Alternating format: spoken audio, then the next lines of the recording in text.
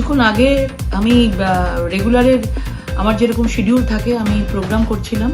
রাত 9:30 নাগাদ আমি সপ্তগ্রামের বাঁশবেড়িয়ায় ঢুকি এবং কালীতলা বলে একটি জায়গা আছে, সেখানে আমি কালী পুজোতে গেছিলাম। আমাকে ওখান থেকে ইনভিটেশন দেওয়া হয়েছিল এবং সেখানে মা কালীর পুজো এবং বহু মানুষ, পাড়ার মানুষজন ছিলেন এবং সবার সাথে দেখা সাক্ষাৎ করেছি, মাকে পুজো দিয়েছি এবং দিয়ে যখন গাড়িতে উঠে গাড়িটা স্টার্ট করেছি দেখতে পাই যে কিছু লোক একটা বড় বাঁশ, 3-4টে বাঁশের ওপরে একটা ছোট কালো পতাকার মতন লাগানো এবং তারা আসছে এবং উল্টো পাল্টা অসভ্য ভাষায় গালাগালি দিচ্ছে, নোংরা কথা বলছে এবং গো ব্যাক স্লোগান দিচ্ছে। এবং তখন আমি ভেবেছি যে ঠিক আছে, তারা হয়তো দিচ্ছে, তাহলে স্থানীয় মানুষের মতন হতে পারে, অনেকে অনেক কিছু তখন ষড়যন্ত্র কনস্পিরেসি থাকে।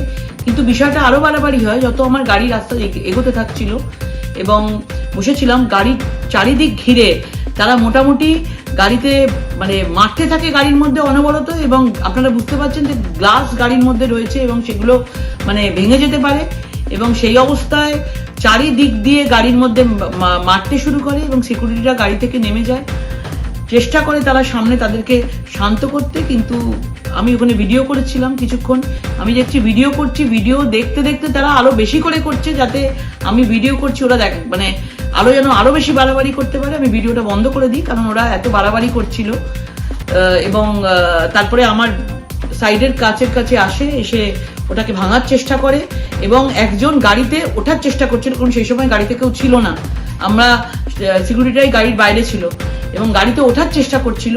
সেখানে ওই সময়টা অন্ধকার ছিল, লোকও খুব কম ছিল ওই আশেপাশে এবং তারা গাড়িতে ওঠার চেষ্টা করে কিন্তু ড্রাইভার ধাক্কা দিয়ে তাদেরকে গাড়ির দরজা বন্ধ করে দেন এবং সেটা তাদেরকে নামিয়ে দেয় এবং বিভিন্নভাবে চেষ্টা করে যে কিভাবে গায়ে আমার হাত দেওয়া যায়, কিভাবে কাজ ভাঙা যায়, মানে একটা বিরাটভাবে বড় করে একটা ষড়যন্ত্র করেছিল এবং সেখানে আমরা কেউ কিচ্ছু জানতে পারিনি এবং তৎক্ষণাৎ আমরা পুলিশকে ফোন করেছি এবং পুলিশ এই বিষয়ে কিছু জানে না। স্থানীয় মানুষও যেখানে আমরা পুজো করতে গেছি সেখানে কেউ কিচ্ছু বুঝতে পারেনি যে কিছুক্ষণের মধ্যে এরকম একটা বড়সড় ঘটনা ঘটাবার জন্য টিএমসি থাকবে এবং ওখানে শিল্পী চ্যাটার্জি তার নেতৃত্বে হয়েছে, স্থানীয় মানুষের সাথে আমি কথা বললাম এবং ওখানে রঞ্জিত সরকার বলে 22 নম্বর ওয়ার্ডের কাউন্সিলর, তিনিও ছিলেন এবং আরো অনেকে ছিলেন। আমি নামগুলো এক একটা করে পেলে আমি সেটা আপনাদেরকে জানাবো।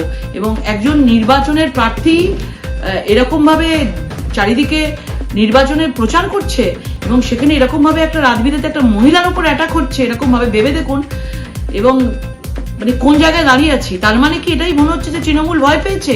আজকে সারা হুগলি জেলা জুড়ে যেভাবে দুর্নীতি, যেভাবে মাফিয়াদের কথা, যেভাবে আমি বিভিন্নভাবে এভিডেন্স সহ আমি তুলে ধরছি, সেই জন্য এরা ভয় পেয়ে যাচ্ছে যে আজ বাদে কাল তাদের কি না হয়। আজকে যেভাবে সিবিআই ইডি ঘুরছে, আজকে তাদের ঘরে না সিবিআই ইডি ঢুকে যায়। কিন্তু যত এরকম করবে মনে রাখবেন আমি তত বেশি করে এটা বলবো।